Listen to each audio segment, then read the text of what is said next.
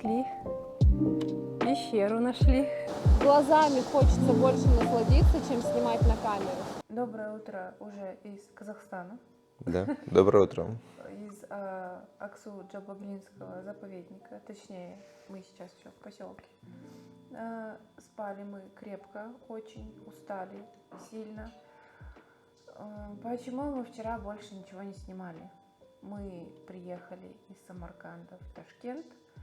В Ташкенте не смогли найти плов, потому что он либо уже везде закончился, либо еще нигде не начался. Скорее закончился. Да, и, собственно, мы купили много вкусной самсы и поехали на границу. Как мы проходили границу, наверное, мы запишем отдельное короткое видео. Прям так его и назовем, как надо и как не надо пересекать границу с Узбекистаном на нашем личном опыте. Вот, а сейчас мы будем завтракать и пойдем на хайкинг в Аксу-Джабаглинский заповедник. Вот. В заповеднике мы останавливаемся в таком гостевом домике. Вот сейчас у нас здесь завтрак. Поляна накрыта. Нам сделали яичницу, хлеб, масло, все дела. Вот, и вот здесь вот такие номера. Сейчас мы позавтракаем и покажем наш номер. Правда, в нем бардак.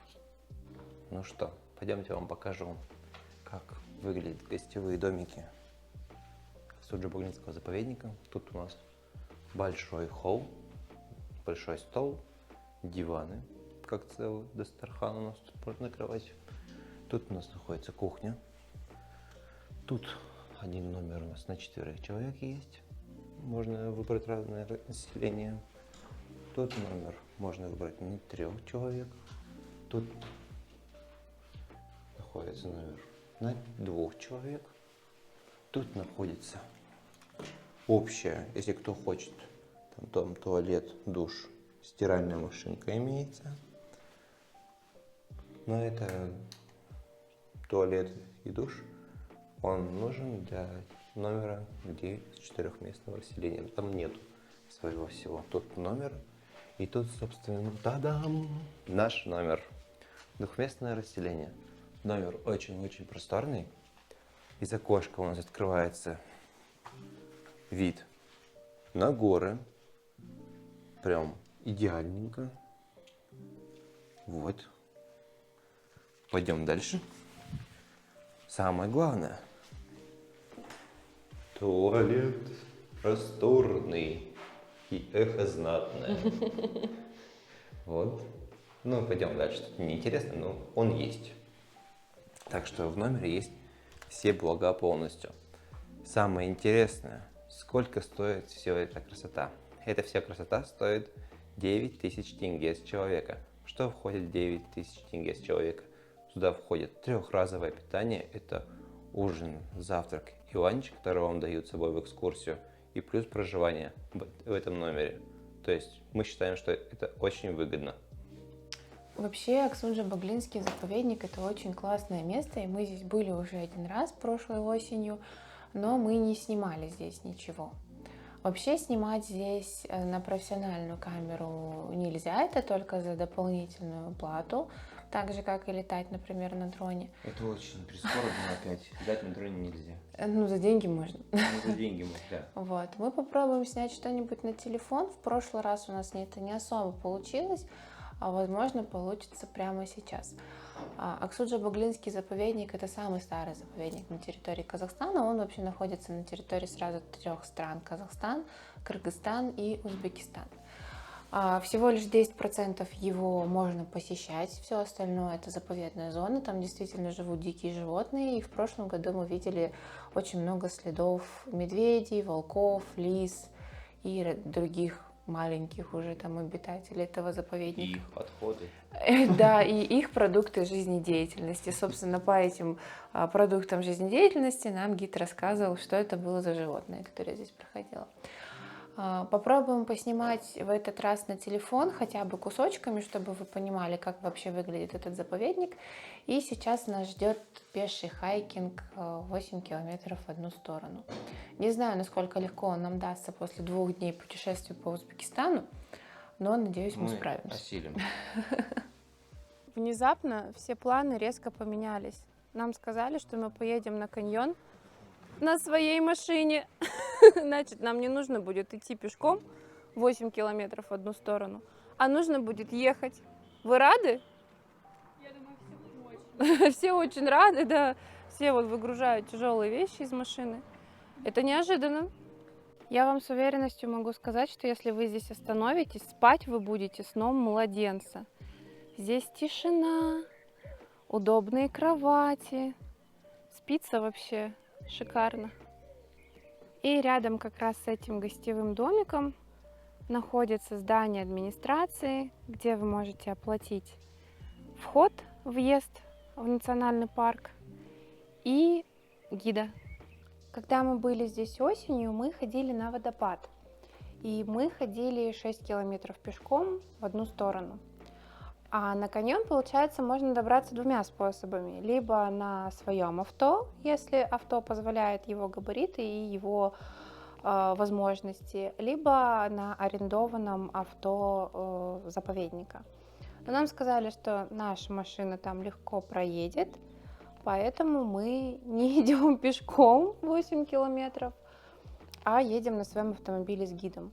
Это на самом деле для нас было неожиданно, но мы понимаем, что так будет, конечно, гораздо приятнее и быстрее, и мы сэкономим очень много ресурсов, потому что после заповедника мы сразу же выезжаем уже на трассу до Алматы. Нам нужно будет только сюда вернуться, забрать все свои вещи, потому что мы сейчас освободили машину, убрали все тяжелые сумки. И получается, что мы поедем в город, в Алматы раньше. В прошлом году у нас выезд был примерно где-то в 6 вечера отсюда после экскурсии. И если мы сейчас едем на своей машине в заповедник, то как минимум часа на 2 экскурсия должна пройти быстрее. Ну, посмотрим. Мы поднялись по серпантинной дороге в горочку. Посмотрите, какие красивые зеленые луга. Вот ребята тут собираются, мы здесь оставляем машину, здесь начинается территория заповедника. И сейчас мы пойдем пешком на каньон. Мало ли вдруг.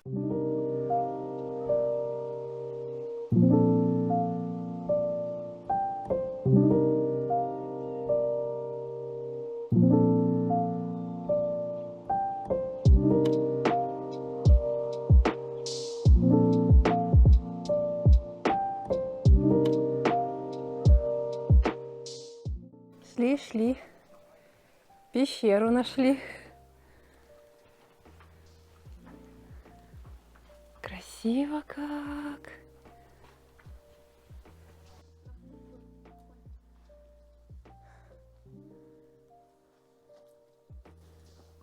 Как вам?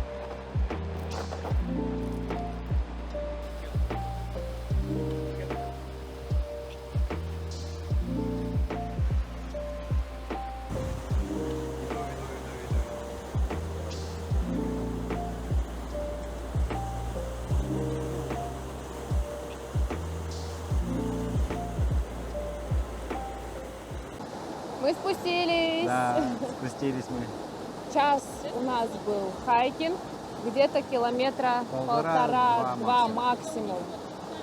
дорожка такая прям с Прям. камнями, да, там. Идешь, ножки скользят, проскальзывают. Ну, в принципе, вы, наверное, все знаете, что по таким маршрутам нужно ходить только в трекинговых кроссовках. А очень аккуратно, бочком-бочком. Да.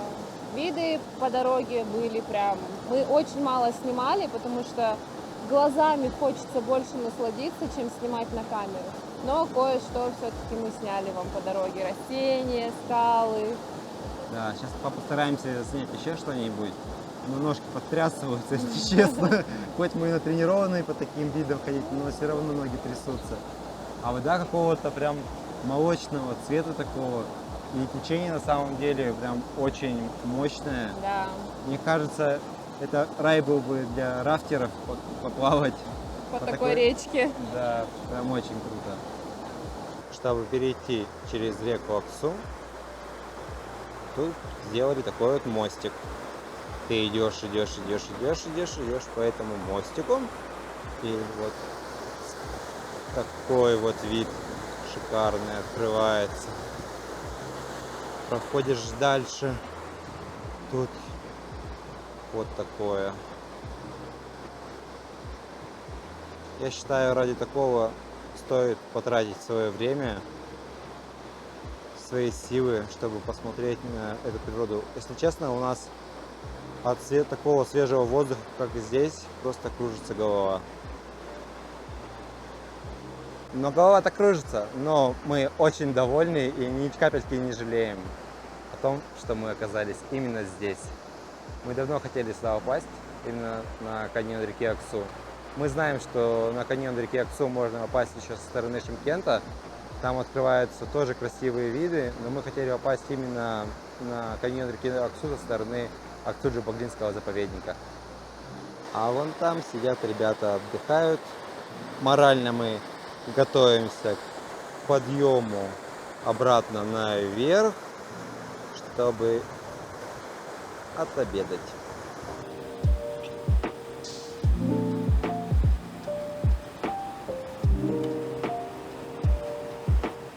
Ну все, мы вернулись обратно, поднялись, мы молодцы.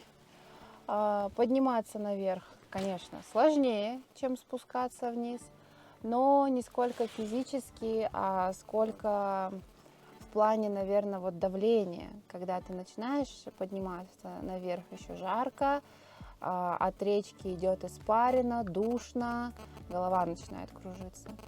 Поднимались мы ровно час, хотя мы делали много-много остановок, отдыхали, пили водичку, я вот вся мокрая, мы поливали себе голову водой.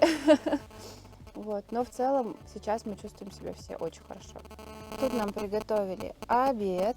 Здесь у нас сосиски, ризотто, овощи, чай, хлеб, сладости. И вот мы такие вот уже едим. Ребята ездили первый раз. Как впечатление?